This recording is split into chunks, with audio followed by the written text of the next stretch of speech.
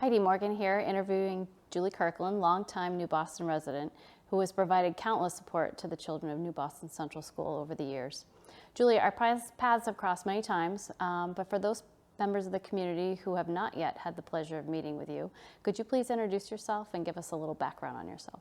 Hi, my name is Julie Kirklin, and my husband and I moved to the Manchester area in 2004. And we were given a very short window of time to do it. So we ended up coming up here on July 5th to find an apartment, and there's not really a lot available on July 5th. So we had all but decided on a place in Manchester that was okay, but not great. And on a whim, we drove out to New Boston to look at an apartment here.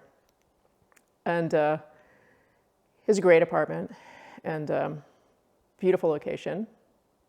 So we were thinking about it, but weren't really sold. But went down to Dodge's to get lunch. And so we were sitting out on the green eating our sandwiches, and it was 72 degrees and beautiful. And the thing that really struck us was the kids swarming in and out of the library during our time sitting there. And we looked at each other and said, I want to live in a place where kids think on a beautiful July 72-degree day that it's cool to go to the library. So we rented it. We were planning on staying for a year, and we've just never left. And now we have two kids who have gone through the New Boston Central School, and we're here to stay for a while. I work for myself. I'm an economist and an enrollment management consultant. I work with a variety of schools throughout the country and partner with other consultants to help colleges and universities think about financial aid policies and who to admit and how to admit them in order to land the class size, composition, and cost that they want. We also do other studies for them, but that's our primary business. Throughout the time that I've done that consulting, I also have coached a variety of sports. Primarily, I'm a rowing coach. Right now, I coach tennis at the Goffstown YMCA, and I have also spent a lot of time volunteering in a variety of other sports for my kids. In New Boston, when we first moved here, one of the best pieces of advice that we got was to volunteer for something. So when we moved in, we immediately started volunteering with what was then the PWA and is now the PLC. And from that, I moved into a lot of positions through the schools at Little People's Depot, the rec department, and at New Boston Central School, where I have been a regular volunteer in a lot of different roles. Right now, I am the treasurer of the PTA. Before that, I was the curriculum enrichment co-coordinator. I volunteered for pretty much every field trip that my kids have taken, except for the whale watch, because I get seasick. And have spent a lot of time in classrooms volunteering as the classrooms that my kids are in, but also through curriculum enrichment. I've worked with other classrooms when they need more parent support for those programs. So what has prompted you to run for school board? It's a natural progression for me, and I've been thinking about it for several years. And this is a year when I have the time to really dedicate to the position. It's a very big position, it's very time-consuming, both with the regular school board meetings, but also all the subcommittee work. And trying to understand what the role of the school board is. There's a lot of legislation around it, and a lot of reading and reports and budget issues to stay on top of. So I feel like with my background, working with colleges, obviously a different level than public schools, but I feel like I have a lot of understanding on how things work. What do you see as the role of a school board member, and what personal qualities and attributes do you possess that can benefit the school board and the school community? I think primarily the role of the school board member is to listen. As a school board member, you're representing a lot of different constituents. Obviously the students, but also the faculty and staff, as well as the parents and families. One of your primary groups that you're representing is a taxpayer base. And in a way, the school board is actually the employers of the administration as well. So trying to listen to all the different competing needs and interests and wants of these groups, and finding a path to try to balance or optimize everybody's interests in a way that's going to really work for our town is it's really important. Beyond that, I think my background as a enrollment management consultant and an economist, gives me a lot of insight into the way educational organizations run. I also think that my background coaching, it's not teaching, but it is kind of teaching, I think a lot, probably more than I should, about development and skill acquisition and how to get people to learn in a variety of different ways and to take ownership of that learning on their own. So I feel like I can have pretty reasonable conversations with the people about what they do in the school and trying to help kids develop in all sorts of different ways.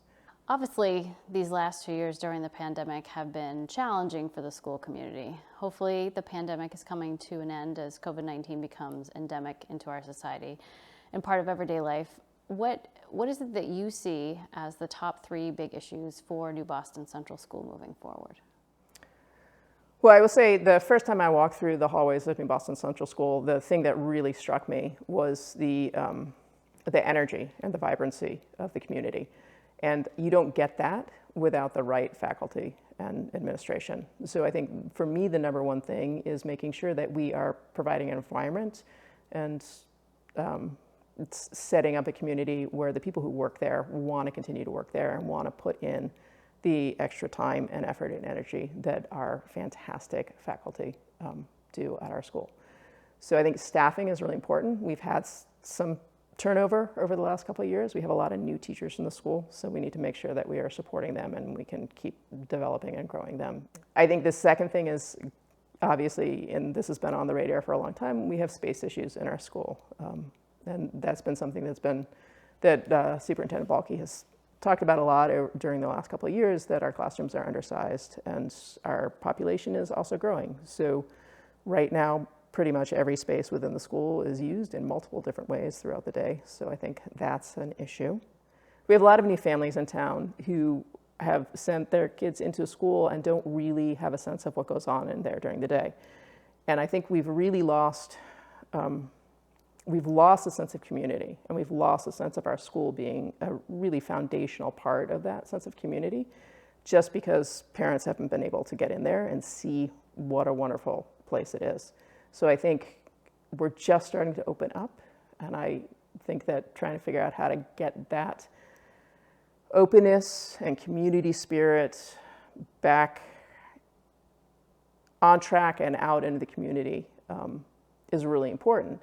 And I will say that I do work still through Girl Scouts and men's sports with a lot of the kids, and this is a question that I ask them all the time. And the feedback I get back is that the kids feel like the sense of community is still there. What I hear is that in the hallways, everything is still buzzing and vibrating, even though they've been sort of sequestered and you know, it's not the same place that it was 2 years ago. But that gives me so much heart that if we can really just sort of keep going in the direction we're going and get the doors open and get the parents back in and have classroom volunteers, that a lot of the unrest right now will start to dissipate. House Bill 1671 is a bill that would cut core knowledge domains. It would remove art, health, and physical education and others from the core academic requirements. For most parents who've been part of this New Boston Central School community over the years, we've delighted in watching our children take part in music performances and plays, the Artist in Residence programs. Where do you stand on this bill? When I first heard about this bill, I had 3 really strong reactions pretty immediately. The first one is that I don't consider these to be extra subjects. I don't consider them to be something outside of the core subjects. I think they're different avenues for learning that core subject matter. I think art and music and PE and the other areas that are being downgraded within this bill are really important for learning math and language arts and science and history.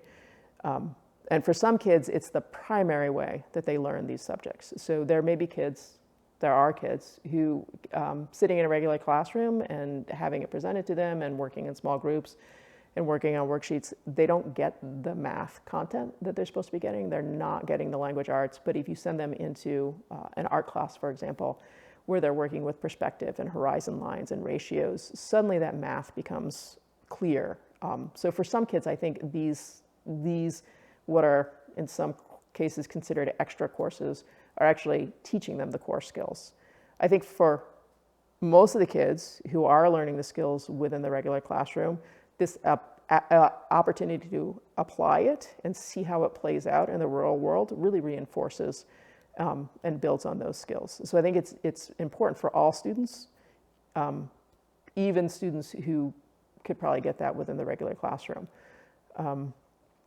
So I don't consider them extras. I consider them to be different avenues of learning the core subjects. And I think the more avenues that we can provide to students, the better off all of our students are.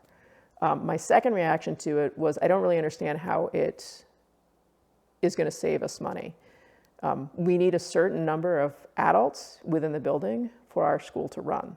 And if you take away art and music and PE, you may be cutting those faculty positions, but you're going to have to add 3 bodies back into the school in order to make sure that there are enough people in the building to educate our kids. So for me, it's not clear that cutting these subjects or downgrading them into extras is actually going to save us any money. And my third reaction was, if you look at the language of the bill, the second section where it talks about these subjects, it says that the information isn't necessarily being dropped out of the curriculum, but it should be integrated into the core subjects. So my take on that is our teachers are already integrating all of these into the core subjects. So if you go into any classroom in New Boston Central School and they're teaching language arts, they're going to be singing, they're going to be dancing, they're going to be moving, they're doing all these things within the classroom. But I think it puts an enormous extra burden on our teachers who are already doing amazing work to expect them to be able to incorporate all these things at an even higher level, with an even higher level of expertise, and not have those kids go out to teachers that are specifically teaching these skills. I think it's harder for our classroom teachers to be able to incorporate it in when the kids aren't getting that extra background, and I think it's an extreme burden to ask our classroom teachers to also learn how to give them that specialized education within those subject matters. My take on it is I think it undercuts our core curriculum and makes it harder for students to learn the core subjects as well as different aspects of these other classes. I think it doesn't necessarily save us any money. And I think it puts an undue burden on our classroom teachers to expect them to integrate at an even higher level. So what would you say to the voters of New Boston? Why should they vote for you? I certainly hope the voters of New Boston will consider me for the school board. I'd be honored to serve. I feel like my background of working with colleges and universities will give me good insight into the operation of the board and the way schools work. I have an 18-year history of volunteering within our community, and I feel like that has allowed me to meet a lot of different people, know a lot of the kids who are going through our school system, and it gives me a good insight into what's important for us as a community. I also really relish hearing a lot of different opinions and a lot of different ideas and a lot of different people's needs, because I feel like when I hear different ways of thinking about things, it really helps me to clarify my ideas and maybe opens me up to new ones. And I feel like those are important characteristics for somebody on the school board. So thank you.